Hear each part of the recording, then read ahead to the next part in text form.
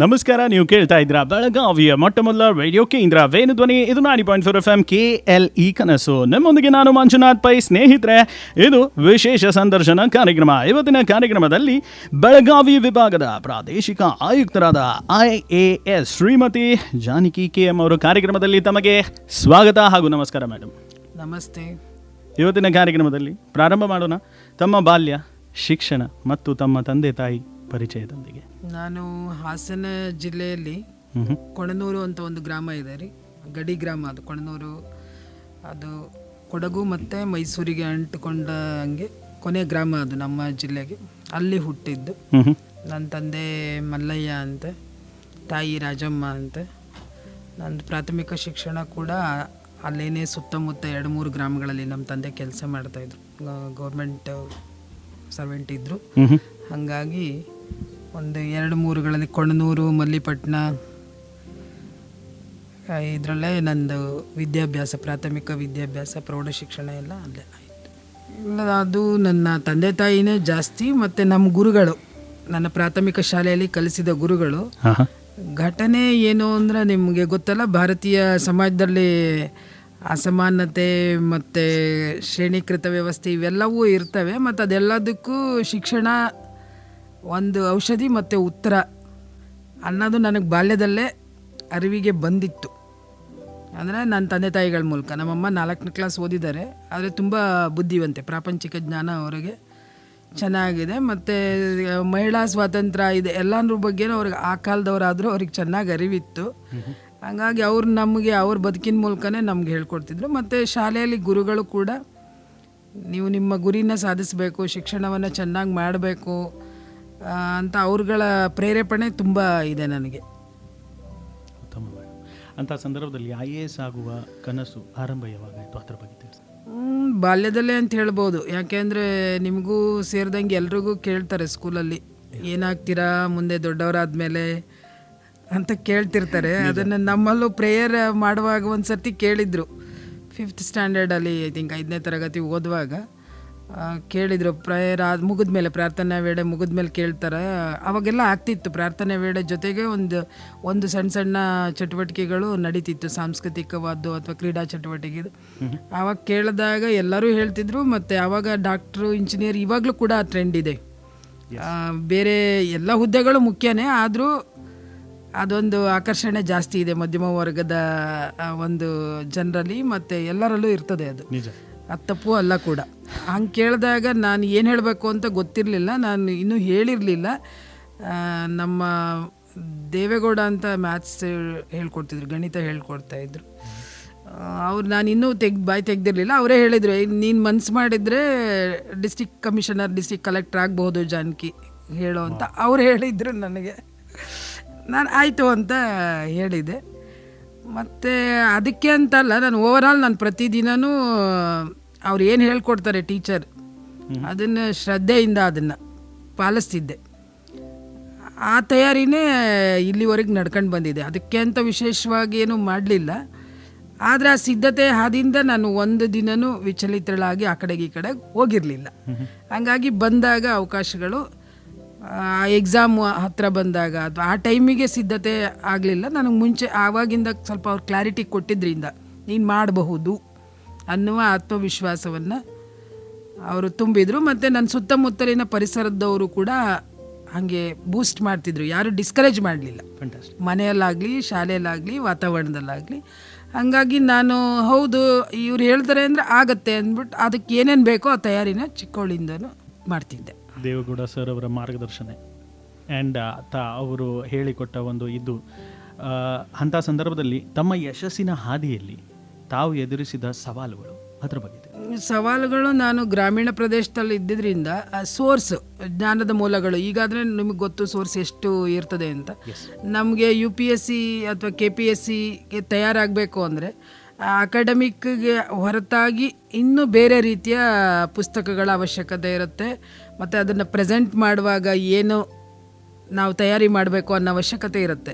ಈಗ ಅಕಾಡೆಮಿಕ್ ಎಜುಕೇಷನ್ಗೆ ನಮ್ಮ ಶಿಕ್ಷಕರು ಎಷ್ಟು ಮಾರ್ಗದರ್ಶನ ಮಾಡಬೇಕು ಮಾಡ್ತಾರೆ. ಆದರೆ ಸ್ಪರ್ಧಾತ್ಮಕ ಪರೀಕ್ಷೆಗಳಿಗೆ ಅದಕ್ಕಿಂತ ಮೀರಿದ ಸಿದ್ಧತೆ ಬೇಕು. ಅದಕ್ಕಾಗಿ ಬೇರೆ ಬೇರೆ ಪುಸ್ತಕಗಳು, ಬೇರೆ ಬೇರೆ ಸೋರ್ಸ್ಗಳು ಬೇಕಿತ್ತು.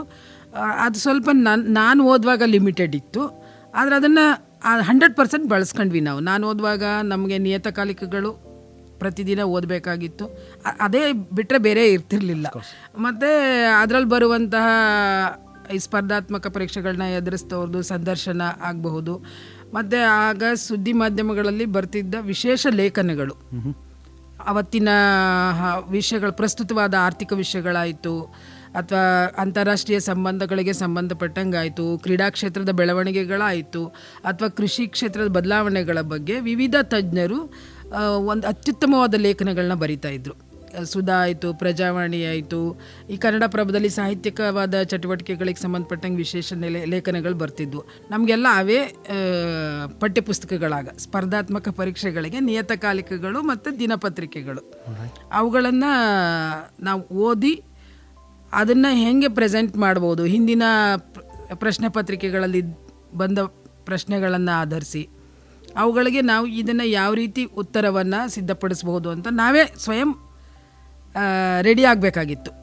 ಬೇರೆ ಯಾವ ಮಾರ್ಗದರ್ಶನ ಅಥವಾ ಸೋರ್ಸ್ ನಮಗೆ ಇರ್ತಿರ್ಲಿಲ್ಲ. ಬಟ್ ನಾನು ಅದನ್ನು ಅತ್ಯಂತ ಖುಷಿಯಿಂದ ಮಾಡಿದೆ. ಅದು ನನಗೆ ತುಂಬ ಸಂತೋಷ ಕೊಡ್ತಾ ಇತ್ತು. ಅದು ಕಷ್ಟ ಅಂತೇನು ಅನ್ನಿಸ್ತಿರ್ಲಿಲ್ಲ ನನಗೆ.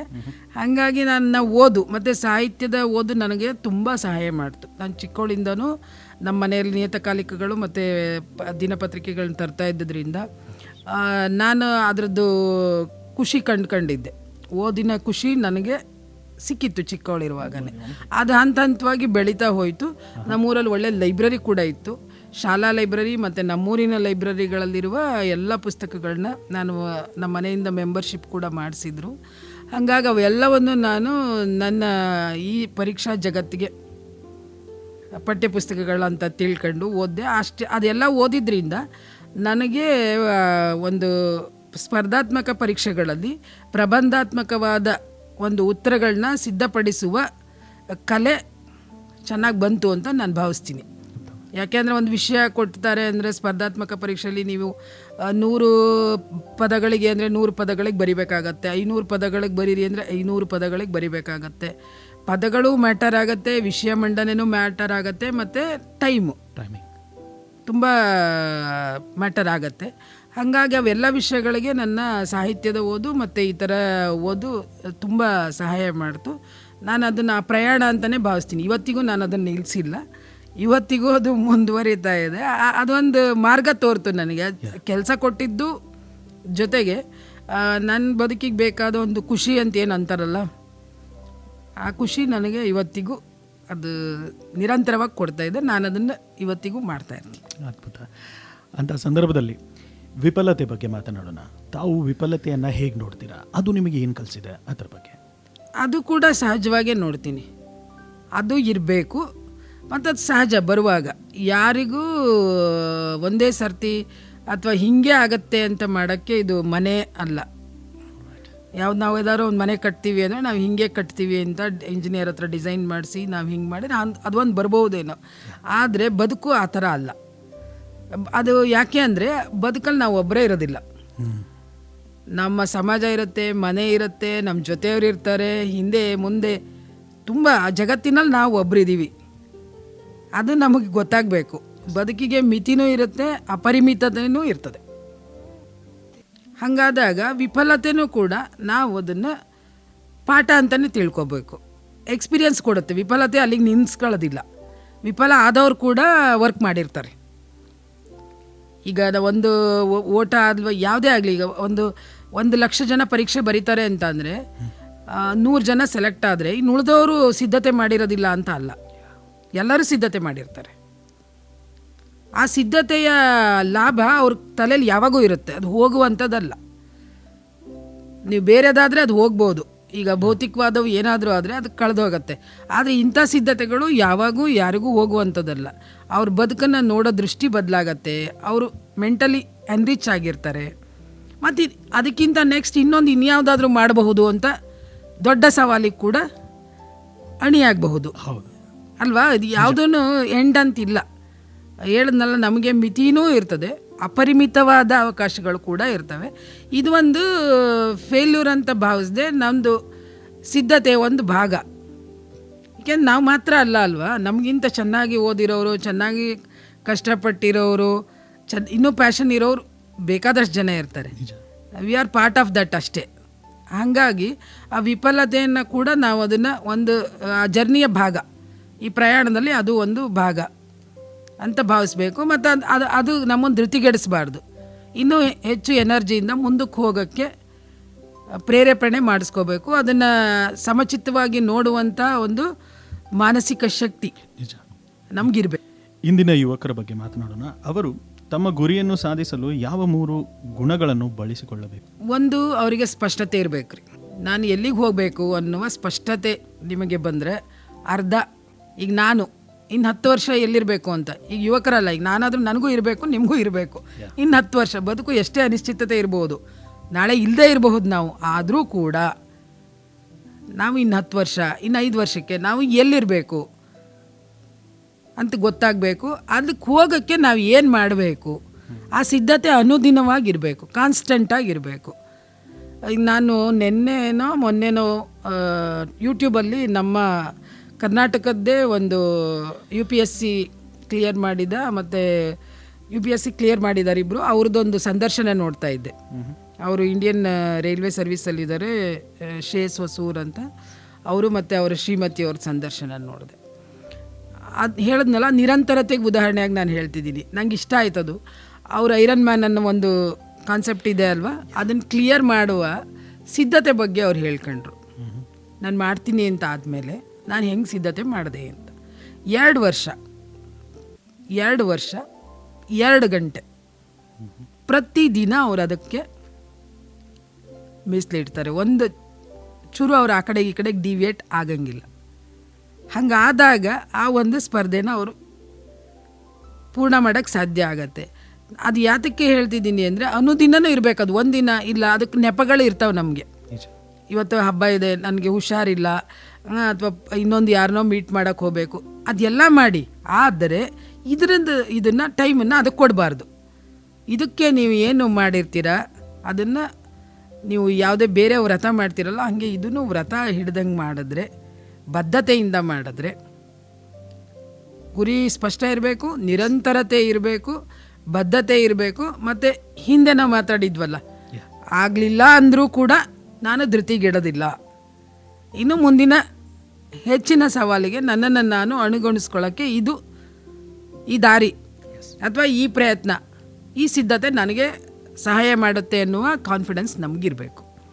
ಯಾಕೆಂದರೆ ಯಾವ ನಾಲೆಡ್ಜು ಕೂಡ ವ್ಯರ್ಥ ಆಗೋದಿಲ್ಲ. ಎಲ್ಲಿಗಾದರೂ ಯಾವ ಸಂದರ್ಭಕ್ಕಾದರೂ ಉಪಯೋಗ ಆಗೇ ಆಗತ್ತೆ. ಮತ್ತು ನಮ್ಮ ದೈಹಿಕ ಮತ್ತು ಮಾನಸಿಕ ಶಕ್ತಿಯನ್ನು ಜಾಸ್ತಿ ಮಾಡಿಕೊಳ್ಳುವಂಥ ಆ್ಯಕ್ಟಿವಿಟೀಸಲ್ಲಿ ನಮ್ಮನ್ನು ನಾವು ತೊಡ್ಕೋಬೇಕು. ಅದಕ್ಕೂ ಟೈಮ್ ಕೊಡಬೇಕು. ಈಗ ನನ್ನ ಉದಾಹರಣೆನೇ ನಾನು ತಗೊಳ್ಳೋದು ಅಂತಂದರೆ, ನನಗೆ ಸಾಹಿತ್ಯ ಓದೋದು, ಅಥವಾ ಸಂಗೀತ ಕೇಳೋದು, ಅಥವಾ ನಾಟಕ ನೋಡೋದು, ಅಥವಾ ಒಳ್ಳೆ ಸಿನಿಮಾ ನೋಡೋದು, ಇವ್ಯಾವುದೂ ನಾನು ಮಿಸ್ ಮಾಡ್ಕೊಂಡಿಲ್ಲ. ಅದರಿಂದ ಯಾವುದಾದ್ರೂ ನನ್ನ ಗುರಿಗೆ ಏನು ಡಿವಿಯೇಷನ್ ಆಗಿಲ್ಲ. ಅದಿನ್ನೂ ನನಗೆ ಎನರ್ಜಿ ಕೊಟ್ಟಿದೆ, ತುಂಬ ಎನರ್ಜಿ ಕೊಟ್ಟಿದೆ. ಅಂಥ ಒಂದು ಯಾವುದಾದ್ರೂ ಒಂದು ಚಟುವಟಿಕೆಗಳು, ನಮ್ಮ ಪೂರ್ವಿಕರು ನಮಗೆ ಇಂಥ ಎಲ್ಲ ರೀತಿಯ ಪರಂಪರೆ ನಮ್ಮೊಳಗಿದೆ. ಕ್ರೀಡಾ ಪರಂಪರೆ ಆಯಿತು, ಸಾಂಸ್ಕೃತಿಕ ಪರಂಪರೆ ಆಯಿತು, ಸಾಹಿತ್ಯದ ಪರಂಪರೆ ಆಯಿತು, ಎಲ್ಲವೂ ಸಾಕಷ್ಟಿದೆ. ಇನ್ನೂ ನಾವು ನೋಡಲಾರ್ದು ಓದಲಾರ್ದು ಬೇಕಾದಷ್ಟಿದ್ದಾವೆ. ಅದರಲ್ಲಿ ಯಾವುದ್ರಲ್ಲಾರು ನಮ್ಮನ್ನು ಇದ್ರ ಜೊತೆಗೆ ಅದನ್ನು ನಾವು ಜೊತೆಗೆ ಇಟ್ಕೊಂಡಾಗ, ಇಲ್ಲಿ ಬೇಜಾರಾದಾಗ ನಾವಲ್ಲಿ, ಯಾಕೆಂದರೆ ಹೇಳ್ತಾರಲ್ವ, 6 ಗಂಟೆ ಓದಿದೆ, 8 ಗಂಟೆ ಓದಿದೆ, 10 ಗಂಟೆ ಓದಿದೆ, ಹಿಂಗಾಯಿತು, ಡ್ರೈನ್ ಆಯಿತು, ಆ ಥರದ್ದೆಲ್ಲ ಪದಗಳು ಬಂದಾಗ ನಾವು ಈ ಕಡೆ ಹೋಗಿ ನಮ್ಮ ಮನಸ್ಸನ್ನು ಪುನಶ್ಚೇತನ ಮಾಡ್ಕೋಬಹುದು. ಬದಲಿಗೆ ಬೇರೆ ರೀತಿಯ ನೇತ್ಯಾತ್ಮಕವಾದ ಅಥವಾ ನೆಗೆಟಿವ್ ಆದ ಆ ಜಗತ್ತು ಕೂಡ ದೊಡ್ಡದೇ ಇದೆ. ಈಗ ಹಗಲೆಷ್ಟಿರುತ್ತೋ ರಾತ್ರಿನೂ ಅಷ್ಟೇ ಇರುತ್ತೆ. ಆ ಬದುಕಲ್ಲೂ ಹಾಗೆ. ಅದಕ್ಕಲ್ಲ, ನಾವು ಇಂಥ ಗುರಿಗೆ ಹೋಗ್ತೀವಿ ಅಂದಾಗ, ನಾವು ಹಿಂಗಿರಬೇಕು ಅಂದಾಗ ಫಿಟ್ ಆ್ಯಂಡ್ ಫೈನ್ ಅಂತ ದೈಹಿಕ ಮತ್ತು ಮಾನಸಿಕವಾಗಿ ಕೂಡ ನಾವು ಎನ್ರಿಚ್ ಆಗುವ ನಿಟ್ಟಿನಲ್ಲಿ ಕೂಡ ಕ್ರಮ ವಹಿಸ್ಬೇಕು. ಇದು ಪರೀಕ್ಷೆಗಷ್ಟೇ ನಾನು ಹೇಳೋದಿಲ್ಲ, ಎಲ್ಲರ ಬದುಕಿಗೂ ಕೂಡ ಅನ್ವಯ ಆಗಿದೆ. ಯಾಕೆಂದರೆ ನಾನು ಸ್ಪರ್ಧಾತ್ಮಕ ಪರೀಕ್ಷೆಗಳಲ್ಲದೇನು, ಆಫೀಸರ್ ಅಲ್ಲದೇ ಇರೋರು ಕೂಡ, ಸಾಮಾನ್ಯರು ಕೂಡ ಅಸಾಮಾನ್ಯವಾದ ಜೀವನವನ್ನು ನಡೆಸಿರೋರು ನನ್ನ ಬದುಕಲ್ಲಿ ತುಂಬ ಜನ ನೋಡಿದ್ದೀನಿ. I felt very happy. ಅವರಿಗೆ ಒಂದು ಮುಖ್ಯವಾಹಿನಿಯಲ್ಲಿ ರೆಕಗ್ನೇಷನ್ ಸಿಗದೇ ಇರಬಹುದು, ಆದರೆ ಅವ್ರ ಬದುಕನ್ನು ಚೆನ್ನಾಗಿ ಕಟ್ಕೊಂಡಿರ್ತಾರೆ. ಹಾಗೆ ನಮಗೆ ಸಿಕ್ಕಿರುವ ಅವಕಾಶದಲ್ಲಿ ಈಗ ಒಂದು ದಿನನ ಅದ್ಭುತವಾಗಲಿ ಅಂತ ಅನ್ನೋದಕ್ಕಿಂತ ಆ ದಿನ ನಾವೇ ಅದ್ಭುತ ಮಾಡಿದರೆ ಅದು ನಿಜವಾದ ಯಶಸ್ಸು ಅಥವಾ ಸಾಧನೆ ಅಂತ ನನ್ನ ಅನಿಸಿಕೆ ವೈಯಕ್ತಿಕವಾಗಿ. ಈಗ ಸ್ಪರ್ಧಾತ್ಮಕ ಪರೀಕ್ಷೆಗಳ ಬಗ್ಗೆ ಮಾತನಾಡೋಣ. ಈ ಸ್ಪರ್ಧಾತ್ಮಕ ಪರೀಕ್ಷೆಗಳಿಗೆ ತಯಾರಿ ನಡೆಸುತ್ತಿರುವ ವಿದ್ಯಾರ್ಥಿಗಳಿಗೆ ತಾವೇನು ಹೇಳಿಕೆ ಇಷ್ಟ? ನಂದು ಏನು ಅಂದರೆ ಅಕಾಡೆಮಿಕ್ ಪುಸ್ತಕಗಳನ್ನ ಹೆಂಗೆ ಇದು ಮಾಡ್ತೀರಿ ಹಾಗೆ ನಮ್ಮ ಸಾಮಾನ್ಯ ಜ್ಞಾನ ಅದನ್ನು ಕೂಡ ನಾವು ದಿನನಿತ್ಯ ಅದನ್ನು ಅಳವಡಿಸ್ಕೊಂಡ್ರೆ ಹೆಚ್ಚು ಕಡಿಮೆ ಒಂದು 5-6ನೇ ತರಗತಿ ಓದುವಾಗನೇ ಈಗಿನ ಮಕ್ಕಳು ನಾವೇ ಓದ್ತಿದ್ವಿ, ಈಗಲೂ ಓದ್ತಾರೆ ನೋಡ್ರಿ. ಈ ಕನ್ನಡ ಇಂಗ್ಲೀಷ್ ಅವ್ರಿಗೆ ಚೆನ್ನಾಗಿ ಓದಕ್ಕೆ ಬರ್ತಿರುತ್ತೆ ಇವತ್ತಿನ ದಿನಗಳಲ್ಲಿ. ಪ್ರತಿದಿನ ದೈನಂದಿನ ದಿನಪತ್ರಿಕೆಗಳನ್ನ ಓದೋದು ಅವರು ಒಂದು ರೂಢಿ ಮಾಡಿಕೊಂಡ್ರೆ ಮತ್ತು ತುಂಬ ಒಳ್ಳೊಳ್ಳೆ ಮ್ಯಾಗ್ಝಿನ್ಸ್ ಇರ್ತವೆ ಇದಕ್ಕೆ ಅಂತಲೇ. ಸ್ಪರ್ಧಾತ್ಮಕ ಪರೀಕ್ಷೆಗಳಿಗೆ ಪೂರಕವಾದಂತಹ ಮ್ಯಾಗ್ಝಿನ್ಸ್ ಇರ್ತವೆ. ಆ ಮ್ಯಾಗ್ಝಿನ್ಗಳನ್ನ ಓದೋದು ಮತ್ತು ಈಗ ನಮ್ಮ ನೆಕ್ಸ್ಟ್ ಲೆವೆಲ್ ಹೇಳಿದ್ನಲ್ಲ, ಯೂಟ್ಯೂಬ್ನಲ್ಲಿ ತುಂಬ ಸೋರ್ಸಸ್ ಇರ್ತದೆ. ಅದನ್ನು ಗೆದ್ದವ್ರದ್ದು, ಬಿದ್ದವ್ರದ್ದು, ಹೆಂಗೆ ಡಿಸೈನ್ ಮಾಡ್ಕೋಬೇಕು ಆ ಥರದ್ದು ಎಲ್ಲ ಇವುಗಳು ತಿಳಿದವರು ಮಾತಾಡ್ತಿರ್ತಾರೆ. ಅದನ್ನು ಕೂಡ ಅವ್ರು ಕೇಳಬಹುದು. ಅದು ಕೇಳಿ ಎಲ್ಲದಕ್ಕಿಂತ ಮುಖ್ಯ ಅವ್ರು ಮಾಡಬೇಕು. ಅದನ್ನು ಕೇಳಿ ಆಗತ್ತೆ ಅಂತ ನಾವು ಅಂದ್ಕೊಂಡ್ರೆ ಅಥವಾ ಕೇಳಿದ್ದೀನಿ ಅದು ಮಾಡ್ತೀನಿ ಅಂದರೆ ಆಗೋದಿಲ್ಲ. ಯಾವ ಕೆಲಸವನ್ನು ನಾವೇ ವೈಯಕ್ತಿಕವಾಗಿ ಈಗ ಅವ್ರು ಹೇಳಿದ್ರು ಅದನ್ನು ನೀವು ಬರ್ಕೊಂಡು ಅದಕ್ಕೊಂದು ವ್ಯಾಲಿಡೇಷನ್ ಮಾಡ್ಕೊಂಡು ನಾನು ಮಾಡಬಲ್ನೇನ, ಈಗ ನೀವೇನೋ ಮಾಡ್ತಿದ್ದೀರಿ, ಈಗ ನೀವು ಆ್ಯಂಕರಿಂಗ್ ಮಾಡ್ತಿದ್ದೀರಿ, ನೀವು ಮಾಡ್ದಂಗೆ ನಾನು ಮಾಡ್ತೀನಿ ಅಂತ ನಾನು ನಾಳೆ ಮಾಡಿದರೆ ಆಗೋದಿಲ್ಲ ಅಲ್ವಾ. ನಾನು ಪ್ರಾಕ್ಟಿಕಲಾಗಿ ಒಂದು ರಿಹರ್ಸಲ್ 2-3 ಸರ್ತಿ ಮಾಡಿದ್ರೆ ಮಾತ್ರ ಒಂದು ಇದಕ್ಕೆ ಬರ್ಬೋದು. ಯಾಕೆ ಅಂದರೆ ನೀವು ಹಿಂಗೆ ಮಾಡೋಕ್ಕೆ ತುಂಬ ವರ್ಷಗಳು ಶ್ರಮ ಹಾಕಿರ್ತೀರಿ. ಹಾಗೆ ಯಾರೇ ಸಾಧಕರು ನಮ್ಮ ಮುಂದೆ ಬಂದು ನಿಂತು ಅರ್ಧ ಗಂಟೆ ಮಾತಾಡ್ತಾರೆ ಅಂದರೆ ಅವ್ರ ಹಿಂದೆ ದಶಕಗಳಷ್ಟು ಶ್ರಮ ಇರ್ತದೆ, ಸಾಧನೆ ಇರ್ತದೆ. ಮತ್ತು ಆವತ್ತಿಗೂ ಅವ್ರು ಬಿಟ್ಟಿರಲ್ಲ ಅದನ್ನು. ಆ ಮುಂದೆ ಬಂದು ನಿಂತು ನಮ್ಮ ಎದುರುಗಡೆ ಮಾತಾಡುವಾಗಲೂ ಅವ್ರು ಒಂದು ಪ್ರಿಪೇರ್ಡ್ನೆಸ್ ಆಗೇ ಬಂದಿರ್ತಾರೆ. ನಾನು ಇಷ್ಟು ವರ್ಷ ಮಾಡಿದ್ದೀನಿ ಬಿಡು ಅಂತ ಬಂದಿರಲ್ಲ. ಯಾವ ಸಾಧಕರು ಹಂಗೆ ಮಾಡಲ್ಲ. ನಿಜವಾದವರು ಅದಕ್ಕೊಂದು ತಯಾರಿ ಅಂತ ಮಾಡ್ಕೊಂಡು ಬಂದಿರ್ತಾರೆ. ಆ ಥರದ್ದು ಮಾಡ್ಕೊಂಡಾಗ ಅವ್ರು ಹೇಳಿದ್ದನ್ನು ನಾನು ಮಾಡಿದಾಗ, ಈಗ ಅವ್ರು ಇಂಡಿಯನ್ ಹಿಸ್ಟ್ರಿ ಬಗ್ಗೆ ಏನು ಹೇಳಿದರು ಅದನ್ನು ನಾನು ಮತ್ತೆ ವ್ಯಾಲಿಡೇಷನ್ ಮಾಡ್ಕೊಂಡು ನಾನು ಅದಕ್ಕೆ ಒಂದು ಸಮಯ ಕೊಟ್ಟು ನಾನು ರೆಫರೆನ್ಸ್ ಬುಕ್ ತಗೊಂಡು ನಾನು ಅದನ್ನು ಓದಿ ನನ್ನ ಇದರೊಳಗೆ ಬರೆದಾಗ, ಯಾಕೆಂದರೆ ಅಂಥ ಸ್ಪರ್ಧಾತ್ಮಕ ಪರೀಕ್ಷೆಗಳಲ್ಲಿ ರೆಡಿ ಆನ್ಸರು ವರ್ಕೌಟ್ ಆಗೋದಿಲ್ಲ. ಅಲ್ಲಿ ನಿಮ್ಮತನದ, ನಿಮ್ಮ ಅಭಿಪ್ರಾಯದ, ನೀವು ಹೆಂಗೆ ಕಂಡಿದ್ದೀರಿ, ನೀವು ಅದನ್ನು ಹೆಂಗೆ ಪ್ರೆಸೆಂಟ್ ಮಾಡ್ತೀರಿ, ಅದು ತುಂಬ ಮುಖ್ಯ ಆಗುತ್ತೆ ವ್ಯಾಲ್ಯೂಯೇಷನ್ ಮಾಡೋರಿಗೆ. ಹಾಗಾಗಿ ಆ ಥರ ಒಂದು ವೈಯಕ್ತಿಕ ಸಾಮರ್ಥ್ಯವನ್ನು ಬೆಳೆಸ್ಕೊಳ್ಳೋಕ್ಕೆ ಈ ಎಲ್ಲ ಒಂದು ಸೋರ್ಸನ್ನು ಬಳಸ್ಕೊಂಡು 5th 6th ತಯಾರಾಗಬಹುದು. ಆವಾಗ ತಯಾರಾದಾಗ ಖಂಡಿತ ಅವ್ರು ಡಿಗ್ರಿ ಮುಗಿಸಿ ಈ ಎಕ್ಸಾಮ್ಗಳಿಗೆ ಅಪಿಯರ್ ಆದಾಗ ಪ್ಯಾರಲಾಗಿ ಮಾಡ್ಬೋದು. ಅದನ್ನು ದಿನದಲ್ಲಿ 1 ಗಂಟೆ ಒಂದು ಬೇರೆ ಹವ್ಯಾಸಕ್ಕಿಟ್ಟಂಗೆ ಇದಕ್ಕೂ ಕೂಡ ದಿನಪತ್ರಿಕೆ ಓದೋದು, ಅಥವಾ ಯಾರ್ದಾದ್ರು ಒಬ್ರದ್ದು ಇವತ್ತು ಇಂಟರ್ವ್ಯೂ ಕೇಳ್ತೀನಿ, ಅಥವಾ ನಾನು ಏನಾದರೂ ಇವತ್ತು 500 ಪದ ಬರಿತೀನಿ ಒಂದು ವಿಷಯಕ್ಕೆ ಸಂಬಂಧಪಟ್ಟಂಗೆ, ಅಥವಾ ಇನ್ನೊಂದು ಯಾವುದಾದ್ರು ಮ್ಯಾಗ್ಝಿನ್ ನಾನು ಇದು ಮಾಡ್ತೀನಿ, ಅಥವಾ ಸ್ಟೇಟ್ ಸಿಲೆಬಸ್ಸಲ್ಲಿದ್ದರೆ ನಾನು ಸೆಂಟ್ರಲ್ ಸಿಲೆಬಸ್ NCERT ಬುಕ್ಕನ್ನು ರೆಫರ್ ಮಾಡಿ. ಮತ್ತು ಇದು ಯಾವುದಕ್ಕೂ ಲಕ್ಷ ರೂಪಾಯಿ 1000 ರೂಪಾಯಿ ಖರ್ಚಾಗಲ್ಲ. ತುಂಬ ಕಡಿಮೆ ಇದರೊಳಗೆ ಮಾಡೋದು. ನಾವು ಟೈಮ್ ಕೊಡಬೇಕು, ಮನಸ್ಸು ಮಾಡಬೇಕು, ಕೂತ್ಕೋಬೇಕು 1 ಅವರ್. ನಾವು ಹಂಗೆ ಕೂತ್ಕೊಂಡಾಗ, ವಿದ್ಯಾರ್ಥಿ ದೆಸೆಯಿಂದನೇ ಕೂತ್ಕೊಂಡಾಗ ಖಂಡಿತ ಅದು ದೊಡ್ಡದು ಆಗೋದಿಲ್ಲ. ಈಗ 300 ಕಿಲೋಮೀಟ್ರು ಟ್ರಾವೆಲ್ ಮಾಡಬೇಕು ಅಂತ ಅಂದರೆ ದಿನ ನಾವು ಮಾಡಿದ್ರೆ ಅದು ಅಷ್ಟು ದೂರ ಅನ್ಸೋದಿಲ್ಲ. ಒಂದೇ ದಿನ ನಾನು 300 ಕಿಲೋಮೀಟ್ರ್ ಹೋಗ್ತೀನಿ ಅಂದರೆ ಆಗಂಗಿಲ್ಲ. ಆ ಥರ ಒಂದು ನಿರಂತರತೆಯಿಂದ ನಮಗೇನು ಬೇಕೋ ಅದನ್ನು, ಬೇಕು ಬೇಡಗಳನ್ನು ನಾವು ಸ್ಪೆಸಿಫೈ ಮಾಡ್ಕೊಂಡ್ರೆ, ನಮ್ಮಲ್ಲಿ ನಾವು ಮಾಡ್ಕೊಂಡು ಇದಕ್ಕೆ ಬೇಕು, ಇದು ಬೇಕು ಅಂದರೆ ಏನು ಮಾಡಬೇಕು. ಈಗ ನಾನು ಅದು ಇನ್ನೊಂದು ಉದಾಹರಣೆ ಎಲ್ಲ ಕಡೆ ಹೇಳ್ತೀನಿ. ಈಗ ನಮ್ಮ ಒಂದು ಮಧ್ಯಾಹ್ನ ಅಡುಗೆ ಮಾಡ್ತಾರೆ ಅಂತಂದರೆ ಏನು ಮಾಡಬೇಕು ಅನ್ನೋದಕ್ಕೆ ಅವ್ರಿಗೊಂದು ಸಿದ್ಧತೆ ಬೇಕು ಅಲ್ವಾ. ಅದಕ್ಕೇನು ಪದಾರ್ಥ ಬೇಕು, ಯಾವಾದ್ಮೇಲೆ ಯಾವಾಗ ಹಾಕಬೇಕು, ಎಷ್ಟು ಸಮಯ ಕೊಡಬೇಕು, ಈ ಥರದ್ದೊಂದು ಪೂರ್ವ ಸಿದ್ಧತೆ ಒಂದು ಸಣ್ಣದಾರು ಇರ್ತದೆ ಅವರಿಗೆ, ಯಾರಿಗೇ ಆದರೂ ಇರ್ತದೆ. ಅದೇ ಥರ ಇವರು ಕೂಡ ನಾವು ಆ ಥರದ್ದೊಂದು ಗುರಿ ಇಟ್ಕೊಂಡಿದ್ದೀವಿ ಅಂದಾಗ, ನಾನು UPSC ಅಷ್ಟೇ ಹೇಳೋದಿಲ್ಲ, ಯಾವುದೇ ಗುರಿ ಆಗಲಿ, ನೀನು ಸ್ಪೋರ್ಟ್ಸ್ ಪರ್ಸನ್ ಆಗ್ತೀಯಾ ಅಥವಾ ಆ ಥರ ಆಗ್ತೀಯಾ, ಒಬ್ಬರು ರೈತರಾಗ್ತಾರೆ. ಈಗ ನೀವು ಕೆಲವೊಂದು ರೈತರ ಸಂದರ್ಶನ ನಾನು ನೋಡ್ತಿರ್ತೀನಿ, ಎಷ್ಟು ಚೆನ್ನಾಗಿ ಅವರು ಆ ಬದುಕಿಗೆ ಬರಬೇಕು ಅಂದರೆ ಅವರೆಷ್ಟು ಪ್ರಿಪ್ರೇಷನ್ ಮಾಡಿರ್ತಾರೆ, ಮತ್ತು ಅವ್ರು ಎಷ್ಟು ಚೆನ್ನಾಗಿ ಅದನ್ನು ಕ್ಯಾರಿ ಮಾಡ್ತಿರ್ತಾರೆ ಅಂದರೆ ಸುಮ್ಮನೆ ಯಾವುದೂ ಆಗೋದಿಲ್ಲ. ಬಂದವ್ರು ನಿಂತುಬಿಟ್ಟಿದ್ದಾರೆ, ಅದು ಚೆನ್ನಾಗಿ ಹಂಗಿಲ್ಲ. ಅದ್ರ ಹಿಂದೆ ಏನಾಗಿದೆ, ನಾವು ಮಾಡಿದ್ದೀವ ಅಲ್ವಾ. ಈಗ ಯಾವುದೇ ಒಂದು ಇದಕ್ಕೆ ಉತ್ತರದಾಯಿತ್ವ ಮುಖ್ಯ ಆಗತ್ತೆ. ಆ ಉತ್ತರದಾಯಿತ್ವ ಇರಬೇಕು. ಮತ್ತು ಚಿಕ್ಕವರಿಂದಲೇ ಜವಾಬ್ದಾರಿ ತಗೊಳ್ಳುವಂಥ ಮನೆ ಕೆಲಸದಿಂದ ಹಿಡಿದು ನಮ್ಮ ಈ ಗುರಿಗಳ ಎಡೆಗಿಂದ ಆ ಒಂದು ಜವಾಬ್ದಾರಿ ಬೇಕು. ಟೇಕನ್ ಫಾರ್ ಗ್ರಾಂಟೆಡ್, ಅಥವಾ ಇದಿಷ್ಟಕ್ಕೆ ಈ ಟೆಸ್ಟ್ ಆದರೆ ಮುಗೀತು, ಅಥವಾ ಈ ಎಕ್ಸಾಮ್ ಆದರೆ ಮುಗೀತು, ಇದು ಆದರೆ ಮುಗೀತು, ಇಷ್ಟು ನಂಬರಿಗೆ ತಯಾರು, ಆ ಥರ ಒಂದು ಲಿಮಿಟೇಷನ್ಸ್ನ ಬಿಟ್ಟು ನಮಗೆಲ್ಲನೂ ಕುತೂಹಲದಿಂದ ನಿಸರ್ಗವನ್ನು, ಪ್ರಕೃತಿಯನ್ನು ನಾವು ನೋಡಿದ್ರೆ ಖಂಡಿತ ಪ್ರಕೃತಿನೇ ನಮಗೆ ಪಾಠ ಕಲಿಸುತ್ತೆ. ನಾವು ನೋಡಬೇಕಷ್ಟೆ. ಒತ್ತಡ ಪರಿಸ್ಥಿತಿಯಲ್ಲಿಯೂ ಆತ್ಮವಿಶ್ವಾಸವನ್ನು ಹೇಗೆ ಉಳಿಸಿಕೊಳ್ಳಬೇಕು ಅದ್ರ ಬಗ್ಗೆ ತಿಳಿಸಿ. ಅದನ್ನೇ ಹೇಳ್ತೀನಲ್ಲ, ನಿಮಗೆ ಏನು ಇಷ್ಟವಾದ ಕೆಲಸ ಅಥವಾ ಇಷ್ಟವಾದ ಚಟುವಟಿಕೆ, ಎನಿಥಿಂಗ್. ಕೆಲವರು ಹೇಳ್ತಾರೆ ನನಗೆ ಒತ್ತಡ ಇದ್ದಾಗ ನಾನು ಮನೆ ಕ್ಲೀನ್ ಮಾಡ್ತೀನಿ, ಬಟ್ಟೆ ಜೋಡಿಸ್ತೀನಿ, ಪುಸ್ತಕ ಜೋಡಿಸ್ತೀನಿ. ಅದು it's depend on their own mind set. ಆ ಥರ ಯಾವುದಾದ್ರೂ ಒಂದು ಆ್ಯಕ್ಟಿವಿಟೀಸ್ ನಾವು ಮಾಡಬೇಕು. ಅದು ಒಳ್ಳೆಯ ಆ್ಯಕ್ಟಿವಿಟಿ ಆಗಿರಬೇಕು. ಅದರಿಂದ ಸಮಾಜಕ್ಕಾಗಲಿ, ಮನೆಗಾಗಲಿ, ಅಥವಾ ನಮ್ಮ ವ್ಯಕ್ತಿತ್ವಕ್ಕಾಗಲಿ ಧಕ್ಕೆ ಆಗಲಾರದಂತಹ ಚಟುವಟಿಕೆಗಳನ್ನು ನಾವು ತಗೊಂಡ್ರೆ, ಅಥವಾ ನಿಮ್ಗೆ ಹಾಡು ಕೇಳಿದ್ರೆ ನಿಮ್ಗೆ ಒತ್ತಡ ಕಡಿಮೆ ಆಗ್ಬೋದು, ಓದೋದ್ರಿಂದನೂ ಕಡಿಮೆ ಆಗ್ಬೋದು, ಅಥವಾ ಯೋಗಾಸನ ಮಾಡೋದ್ರಿಂದ ಆಗ್ಬೋದು, ಧ್ಯಾನ ಮಾಡೋದ್ರಿಂದ ಆಗ್ಬೋದು. ಮತ್ತು ಈ ಮಧ್ಯೆ ನಾನು ಈಗ ಇದನ್ನು ಸ್ಪೆಸಿಫಿಕ್ ಆಗಿ ಹೇಳ್ತೀನಿ, ಆ ಧ್ಯಾನ ಅಂತ ಹೇಳ್ತಿರಲ್ಲ, ಅದನ್ನು ಮಕ್ಕಳಿಂದನೇ ಅದನ್ನು ಒಂದು ಒತ್ತು ಕೊಟ್ಟರೆ ಖಂಡಿತ ಅವರಿಗೆ ಒಂದು ಮಾನಸಿಕ ಶಕ್ತಿಯನ್ನು ಜಾಸ್ತಿ ಮಾಡ್ಕೊಳ್ಳೋಕ್ಕೆ ತುಂಬ ಹೆಲ್ಪ್ ಆಗುತ್ತೆ. ಧ್ಯಾನ ಅಂದರೆ ನಾವು ದೊಡ್ಡವ್ರ ಥರ ಯಾರು ಒಂದು ಎನ್ಲೈಟನ್ಮೆಂಟ್ ಆಗಿರ್ತಾರೆ ಆ ಥರ ಅಲ್ಲ. ಚಿಕ್ಕ ಮಕ್ಳಿಗೆ ಅದು ಸಾಧ್ಯನೂ ಆಗೋದಿಲ್ಲ.